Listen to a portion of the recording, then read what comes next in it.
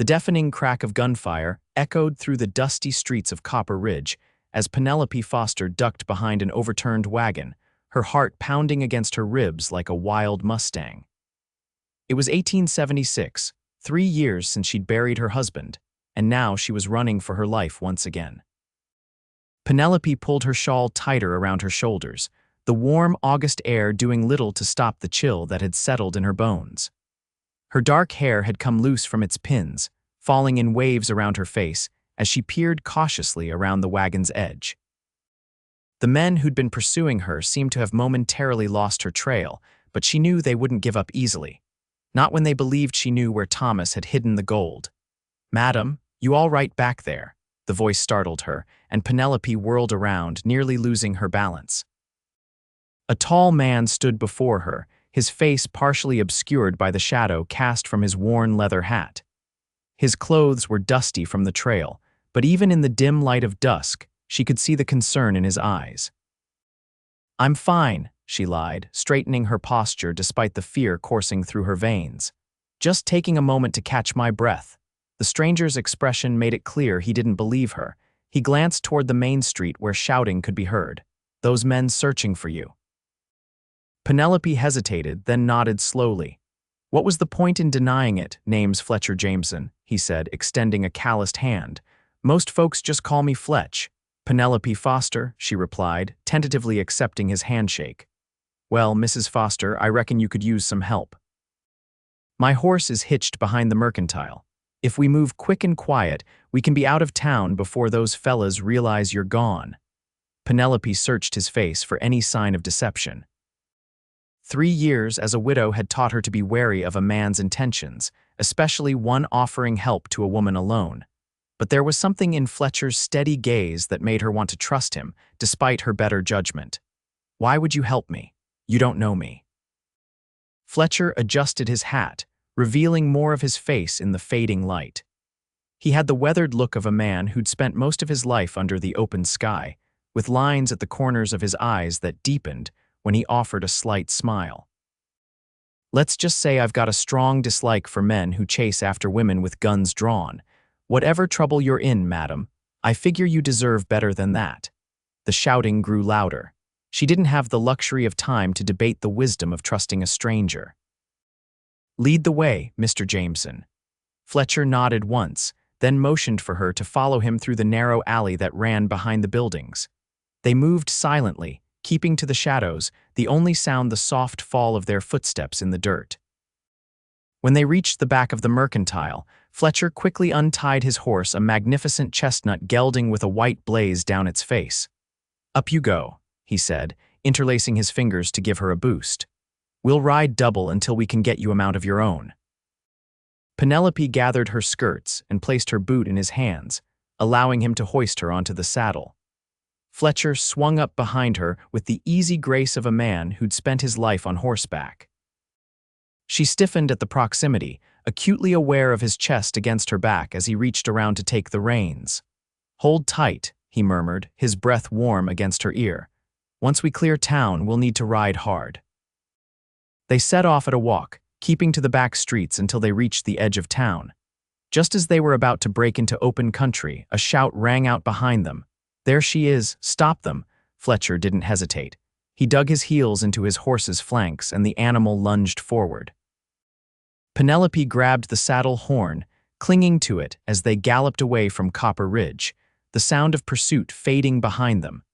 They rode for hours, the vast landscape of the Wyoming Territory stretching endlessly before them. The moon had risen high in the sky by the time Fletcher finally slowed the horse to a walk, guiding them toward a small creek lined with cottonwoods. "We'll rest here," he said, dismounting and offering his hand to help her down. "Should be safe enough for now." Penelope's legs nearly buckled when her feet touched the ground, stiff from the long ride. Fletcher steadied her with a hand at her elbow, then quickly released her when she regained her balance. "Thank you," she said, the words feeling inadequate for what he'd done. Fletcher nodded, leading his horse to the creek to drink. "You want to tell me why those men were after you?" Penelope sank down onto a flat rock by the water's edge, suddenly overwhelmed by exhaustion. "It's a long story." "Well," Fletcher said, settling down nearby and removing his hat. "We've got nothing but time out here." She studied him in the moonlight, taking in the strong line of his jaw and the patient set of his mouth. His hair was the color of burnished copper, a shade between brown and red that caught the silver light. "My husband Thomas was killed 3 years ago," she began, her voice soft but steady. "He was a prospector who struck a rich vein in the hills north of Copper Ridge. He told me he'd hidden the gold until he could arrange safe transport to Denver. The night he was going to tell me where it was hidden, he was shot in the back on his way home." Fletcher's expression darkened. "And those men think you know where it is?" "Yes, they were Thomas's partners. They believe he told me the location before he died. They've been looking for me ever since." "Did he tell you where it was?" Penelope shook her head. "No, Thomas died before he could tell me anything. I've been running from town to town, trying to stay ahead of them. I thought I'd finally lost them in Copper Ridge. I'd been there 6 months without trouble." Fletcher was silent for a moment, absently running his thumb along the brim of his hat. "Where were you headed next?" "I don't know," she admitted. "I just know I can't go back." He placed his hat back on his head and stood. "I'm heading to my brother's ranch near Green River. It's a few days' ride west of here. You're welcome to come along. Be safer than traveling alone." Penelope hesitated. She'd grown accustomed to relying only on herself, making her own way as a seamstress in each new town. The idea of depending on someone else, especially a man she'd just met, made her uneasy. "I don't want to be a burden." Fletcher's mouth quirked up at one corner. "You're not. Besides, I could use the company. Trail gets lonely." She should refuse. She should thank him for his help and part ways in the morning, but the thought of continuing on alone, constantly looking over her shoulder, was suddenly more daunting than the prospect of traveling with this quiet cowboy. "All right," she said finally. "To Green River." Fletcher nodded, satisfied. "We should get some rest. I'll take first watch." Penelope wrapped herself in the blanket he offered, using her saddlebag as a pillow. Despite her exhaustion, sleep was slow to come. She watched Fletcher through half-closed eyes as he sat with his back against a tree, his rifle across his knees, staring out into the darkness. For the first time in 3 years, she didn't feel entirely alone. Morning came with a gentle nudge to her shoulder. Penelope blinked awake to find Fletcher crouched beside her, a steaming cup in his hand. "Coffee," he said, offering it to her. "It's strong, but it'll wake you up." She accepted it gratefully, wrapping her fingers around the warm tin cup. The bitter liquid was indeed strong, but the heat and caffeine helped clear the fog of sleep from her mind. Fletcher had already packed up their meager camp and was securing the bedroll to his saddle. "There's a trading post about half a day's ride from here," he said. "We can get supplies and maybe find you a horse." They set off as the sun was cresting the eastern hills, riding double again. Penelope was more at ease with their proximity today, though she still maintained as much distance as the saddle would allow. "How long have you been a cowboy, Mr. Jameson?" she asked, breaking the comfortable silence that had settled between them. "Most of my life," he replied. "Started working cattle when I was 14, and please call me Fletcher or Fletch." "Fletcher," she tested the name. "And what takes you to your brother's ranch?" There was a pause before he answered. "Time for a change, I suppose. Been drifting for the past few years, taking work where I could find it. Gil, that's my brother, has been after me to settle down, help him run the place." "And are you going to settle down?" She felt his shrug against her back. "Maybe. Depends on what I find when I get there." They reached the trading post by midday, a squat log building with a corral of horses to one side. The owner, a grizzled old-timer named Hank, greeted Fletcher like an old friend.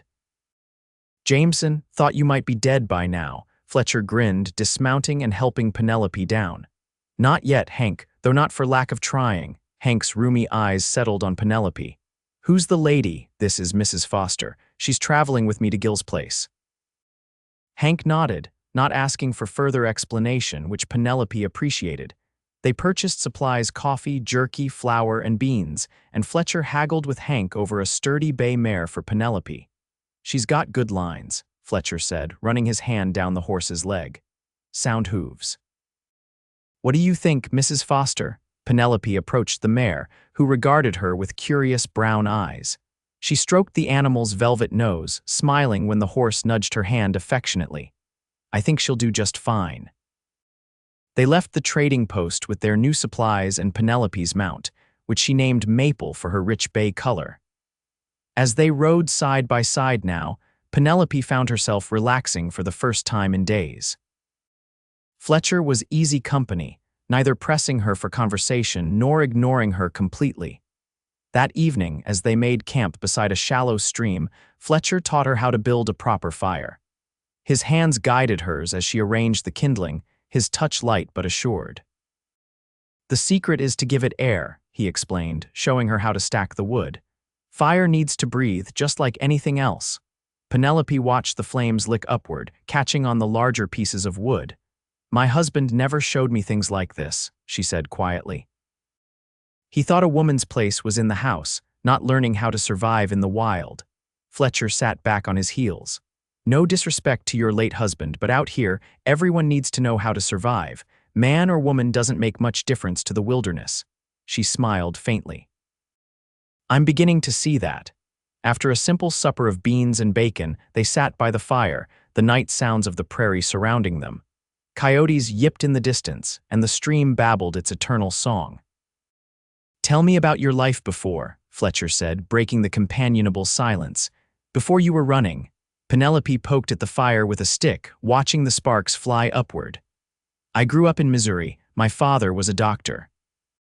I was supposed to marry the son of another prominent family, but I met Thomas instead. He was passing through town, full of stories about gold in the West. I was 19 and thought it sounded like a grand adventure." Was it an adventure? She considered the question. Parts of it were.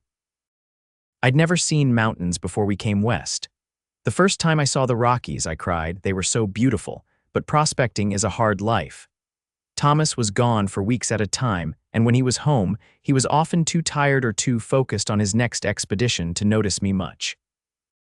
Fletcher's eyes reflected the firelight as he watched her. "And now I'm 25 and a widow with no home and men hunting me for gold I don't have." She tried to keep the bitterness from her voice and failed. Fletcher was quiet for a moment. "My brother's ranch is a good place, peaceful. You could stay there, at least until we figure out what to do about the men following you." Penelope raised an eyebrow. "This isn't your problem, Fletcher." "Maybe not," he agreed, "but I've made it my problem now." Penelope wanted to argue, to insist that she could handle her own troubles, but the truth was, she was tired of facing everything alone. Instead, she nodded once, accepting his help without further protest. The next few days fell into a rhythm as they traveled westward. Fletcher taught her more survival skills: how to find water, how to read the weather from the clouds, how to tie knots that wouldn't slip. In return, Penelope shared stories from her childhood and sang songs her mother had taught her, her clear voice carrying across the open prairie. They avoided towns and settlements, sticking to less traveled routes. Fletcher was concerned that the men pursuing her might have spread word to look for a woman of her description. The precaution meant longer days in the saddle, but Penelope didn't mind. There was a freedom in this nomadic existence that she hadn't expected to enjoy. On the fourth night, as they camped in a protected hollow, a spring thunderstorm rolled in from the west. They barely had time to set up the small canvas tent Fletcher carried before the rain began to fall in sheets. Huddled beneath the canvas, they listened to the thunder boom overhead. "Storm like this won't last long," Fletcher said, sitting close enough that she could feel the warmth radiating from him. "But it'll turn everything to mud for a while." A particularly loud crack of thunder made Penelope jump, and Fletcher's hand found hers in the darkness. His fingers were warm and rough with calluses, but his touch was gentle as he gave her hand a reassuring squeeze. "Not fond of storms?" he asked. Penelope shook her head, then realized he probably couldn't see the gesture in the dim light. "No, they always frightened me as a child. My mother said it was just the angels bowling in heaven, but that didn't make it any less terrifying." Fletcher chuckled, a low, pleasant sound. "My pa used to say it was God moving his furniture around." "That's a good one," she smiled, grateful for the distraction. She was acutely aware that he hadn't released her hand, and more surprisingly, that she didn't want him to. Lightning illuminated the tent for a brief moment, and in that flash, she saw Fletcher watching her, his expression unreadable. When darkness fell again, she felt him shift slightly closer. "Penelope," he said, her name sounding different in his low voice. "I know we haven't known each other long, but I want you to know that I'll do whatever it takes to keep you safe." The sincerity in his voice made her throat tighten. "Why?" she whispered. "Why would you do that for me?" In the darkness, she felt rather than saw him move closer still, until his shoulder brushed against hers. "Because from the moment I saw you hiding behind that wagon, something told me you were worth protecting, and everything I've learned about you since has only confirmed that." Penelope's heart fluttered in her chest, a sensation she hadn't felt in years, perhaps had never truly felt before. "Fletcher," her words were cut off by another crash of thunder, this one seeming to shake the very ground beneath them. She gasped, instinctively turning toward him. His arm came around her shoulders, solid and secure. "It's all right," he murmured, his breath warm against her hair. "I've got you." They stayed like that until the storm passed, neither speaking, both aware that something between them had shifted like the earth after rain. Morning brought clear skies and muddy trails. They broke camp early, hoping to make up time lost to the storm. As Fletcher had predicted, the paths were treacherous with mud, forcing them to proceed at a careful pace. "We should reach Gill's ranch by tomorrow evening if the weather holds," Fletcher said as they rode side by side through a meadow of wildflowers. "It's in a valley between two ridges, good grazing land with plenty of water." Penelope tried to picture it, a peaceful ranch nestled in a green valley. It sounded like something from a dream, far removed from the constant fear that had been her companion for so long. "What will you do there?" she asked. "Will you stay and work with your brother?" Fletcher was quiet for a moment, his gaze fixed on the horizon. "I think I might. I've been drifting too long. Maybe it's time to put down some roots." The idea of Fletcher staying at the ranch, of her perhaps staying there too, at least for a while, brought a warmth to Penelope's chest that had nothing to do with the sun overhead. They made camp that night in a grove of aspens, their leaves shimmering silver in the breeze. After supper, Fletcher pulled a harmonica from his saddlebag and began to play a soft, melodic tune.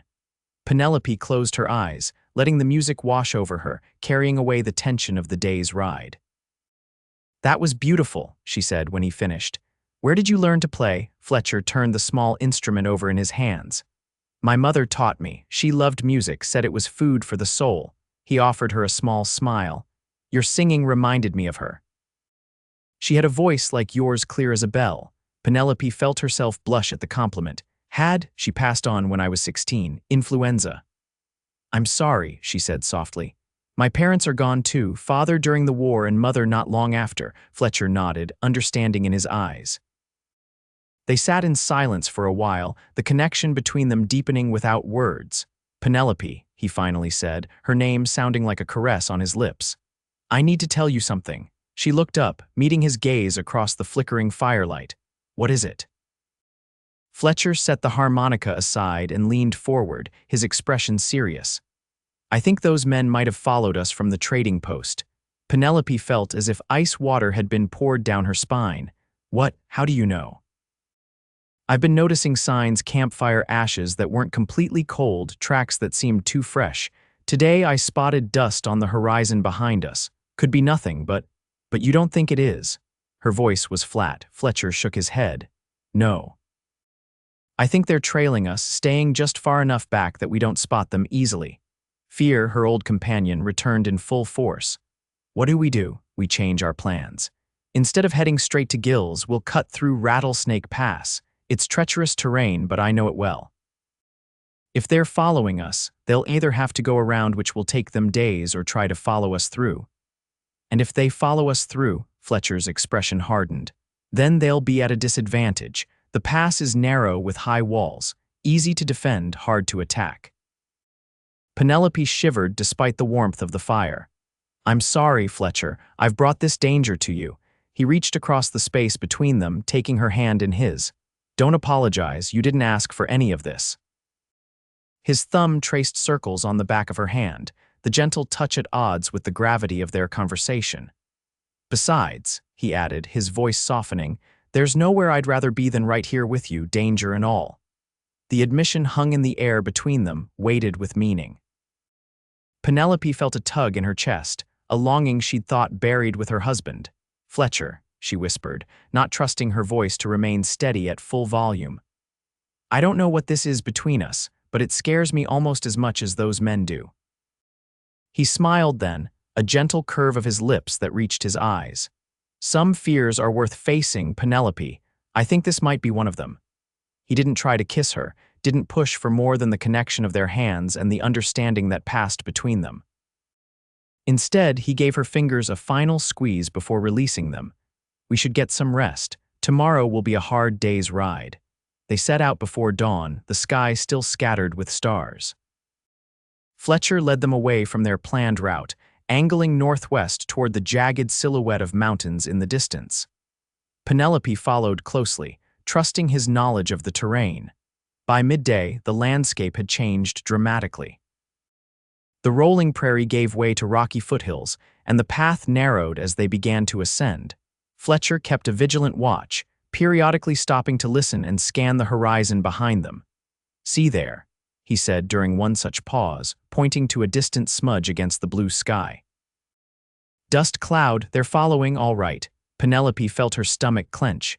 "How many do you think there are?" Hard to say from this distance. "At least 3, maybe more." They pushed on, the trail growing steeper and more difficult. Maple, though sure-footed, was unused to such terrain, and Penelope had to concentrate fully on guiding her safely along the narrow path. By late afternoon, they had reached the entrance to Rattlesnake past a narrow corridor between towering rock walls, barely wide enough for 2 horses to ride abreast. Fletcher dismounted, leading his horse by the reins, and Penelope did the same. "It's about 2 miles through," he explained. "Once we're on the other side, it's a straight shot to Gill's ranch, maybe half a day's ride."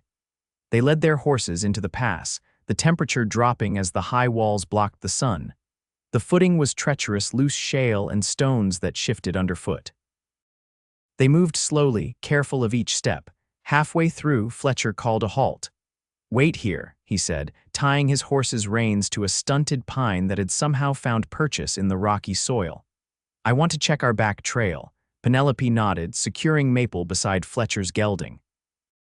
She watched as he climbed nimbly up a pile of fallen rocks, gaining height to see over the twisting passage they'd traversed. When he returned, his expression was grim. "They're in the pass, maybe half an hour behind us. 4 men, all armed." Penelope felt a cold dread settle in her stomach.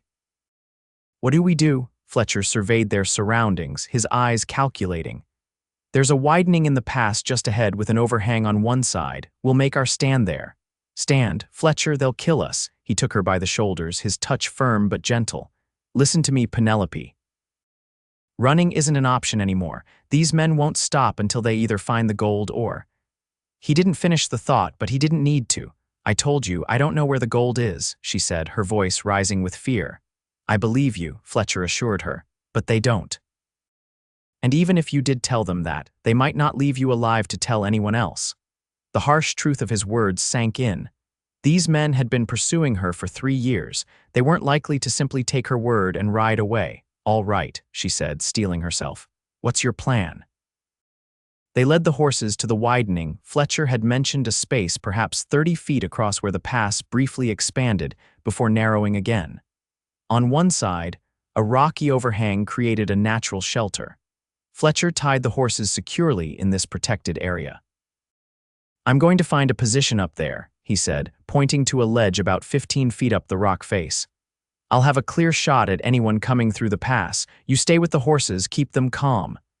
And if something happens to you," Penelope couldn't keep the fear from her voice. Fletcher reached into his saddlebag and pulled out a revolver. "Take this. It's loaded, ready to fire. Just aim and pull the trigger, but it won't come to that." He pressed the gun into her hand. It was heavier than she expected, cold and unyielding. She'd never held a firearm before, let alone fired one. "Fletcher, I don't know if I can. You can," he said firmly. "You're stronger than you think, Penelope. You've survived this long on your own. But today you're not alone anymore." Before she could respond, he leaned in and pressed his lips to hers in a brief, fierce kiss. It was over almost before she registered what was happening, leaving her breathless and stunned. "For luck," he said with a small smile, then turned to climb the rock face toward his chosen position. Penelope watched him go, her fingers touching her lips where the warmth of his kiss still lingered. Then she tucked the revolver into the pocket of her skirt and turned to soothe the horses, who were growing restless, perhaps sensing the tension in the air. Time seemed to slow to a crawl as they waited. Penelope strained her ears for any sound of approach, her heart pounding so loudly she feared it might give away their position. Above her, Fletcher lay prone on the ledge, his rifle ready, a silent sentinel. The first indication of their pursuer's arrival was the soft clink of metal against stone, perhaps a spur or bit.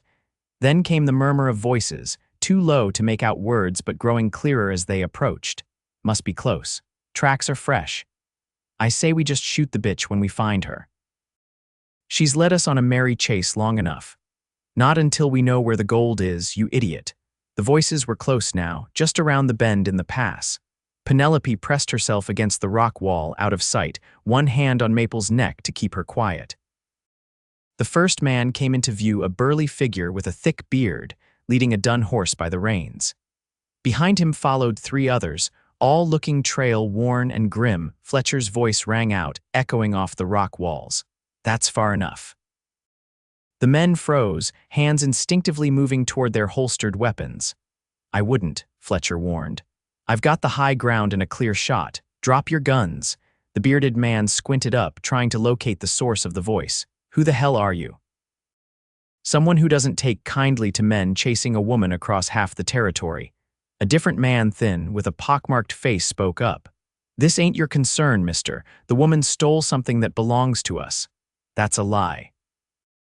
Penelope couldn't stop herself from calling out, stepping into view despite Fletcher's plan for her to stay hidden. Thomas never told me where the gold was. I don't have what you're looking for. The bearded man's eyes narrowed when he saw her. Mrs. Foster, been a long chase, but here we are. Now, why don't you tell us where Thomas hid that gold, and maybe we'll let you and your friend ride away from this. Penelope stood straighter, meeting his gaze without flinching. I've told you before, Silas, I don't know where it is. Thomas died before he could tell me. I don't believe you, Silas spat. 3 years we've been looking for that gold, 3 years. And you expect me to believe he never told his own wife. Believe what you want, Fletcher called down, but she's told you the truth. Now drop your weapons and turn around. This ends today. The pockmarked man laughed, a harsh, ugly sound. 4 against 1. I like those odds. Count again, came a new voice from behind the men. Everyone turned to see 3 riders blocking the pass the way they had come, 2 men and a woman, all armed and looking capable. Took you long enough, Gil, Fletcher called, relief evident in his voice. The lead rider, a man who bore a strong resemblance to Fletcher, grinned up at him. Had a feeling you might need some help when I saw the dust trail following you into the pass. Silas and his companions looked from Gil and his companions to Fletcher above them, their expressions shifting from confidence to uncertainty. Last chance, Fletcher said. Drop your weapons. For a tense moment, Penelope thought they might choose to fight. Then, with a curse, Silas unbuckled his gun belt and let it fall to the ground. The others followed suit. Gil and his companions dismounted, quickly gathering the discarded weapons. Fletcher climbed down from his perch, moving immediately to Penelope's side. You all right? He asked quietly, his eyes scanning her face. She nodded, relief making her knees weak. Yes, your brother has excellent timing, that he does. Fletcher kept one arm around her waist, supporting her as they approached the group.